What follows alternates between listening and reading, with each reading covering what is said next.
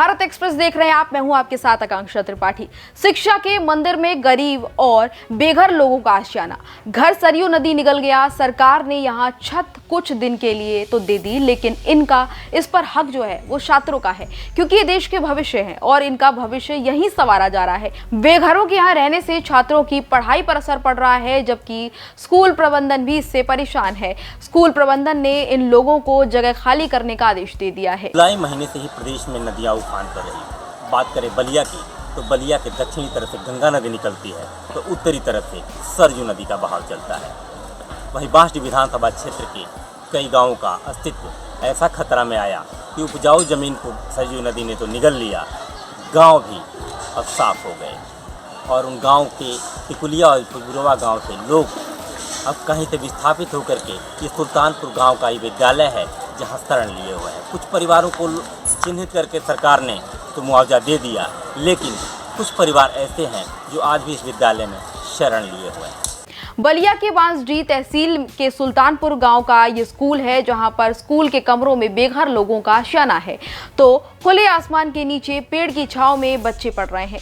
जुलाई में यूपी की नदियां उफान पर थीं और बलिया में सरयू नदी का विकराल रूप ऐसा था कि बांसडीह के हजारों एकड़ उपजाऊ जमीन को निगल लिया।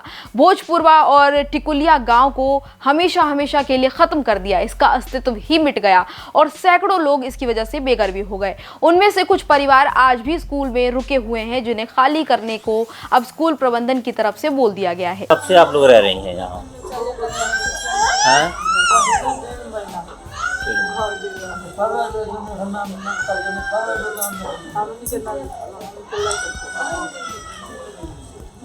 आप लोग बरसों से रह रहे हैं, क्या इस तरह की स्थिति कभी आई थी क्या?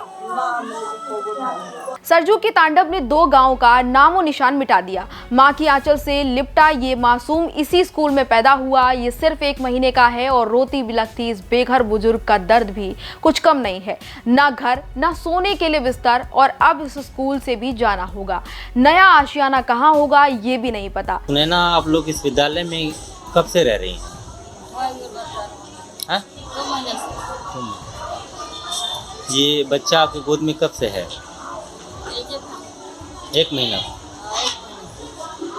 ऐसा पहली ही बार तो हुआ है। वक्त ने इस युवक को भी भारी मुसीबत में डाल दिया है। बाइक एक्सीडेंट में दिवंगत हो गए 6 लोगों का परिवार लेकर कहां जाएगी, कुछ समझ में ही नहीं आ रहा है। और परेशानी अलग है क्योंकि एक्सीडेंट का मारा हुआ भी है। पहली बार रह रहे हैं? कितने लोग आपके परिवार से हैं यहाँ? मेरा परिवार आता है 6 लोग। आप ये बैठे हैं इस स्थिति में, कारण क्या रहा कि जैसे विकलांग हो गया था? कैसे? बाइक से गिर गया था। बाइक से। अब पारिवारिक स्थिति क्या है? परिवार की स्थिति मजबूरन में भगवान चला रहे, जो कमाने दमाने वाला मैं ही रहा था, कैसे वो परिवार है। बेघरों की समस्या है कि स्कूल के छात्रों को भी काफी परेशानी हो रही है। बेघर भी परेशान हैं और साथ ही साथ छात्रों के कमरे में जहां पर लोग बैठे हुए हैं वहां पर वो पढ़ नहीं सकते। ऐसे में छात्रों को पेड़ों के नीचे बैठकर पढ़ने को मजबूर होना पड़ रहा है। परेशानी अनेकों है। जब 14 जुलाई को यहाँ शरणार्थी आए, इसके लिए विभागीय और प्रशासनिक अधिकारियों का हमको मौखिक आदेश मिला। उसके क्रम में मैं इन लोगों को शरण दे दिया। यह विद्यालय मैनेजमेंट का है। 1 महीना लोग रहे, 2 महीना रहे, 3 महीना रहे, और जब से यहाँ ये लोग हैं तब से हमारे विद्यालय का पठन पाठन पूरा बाधित है। सरकार के मनसा के विपरीत वृक्ष के नीचे बैठा करके बच्चों को शिक्षा दिया जाता है। यदि यह बाढ़ नहीं रहता तो इसके लिए हमको सरकार सजा भी देती है। परेशानी शिक्षकों को भी हो रही है। स्कूल के प्रिंसिपल ने बड़े अधिकारियों को बताया है, लेकिन अभी तक प्रशासन की तरफ से इन बेघरों के लिए कोई व्यवस्था नहीं की गई है। अब जहां एक तरफ बेघर लोग परेशान हैं, वहीं दूसरी तरफ स्कूल के स्टूडेंट्स भी परेशान हैं, क्योंकि दोनों को ही दिक्कतें हो रही हैं। हालांकि अब इनको यहाँ से जाने के लिए भी कह दिया गया है। घर दरवाजा जो भी था सब सरयू नदी निकल चुकी है।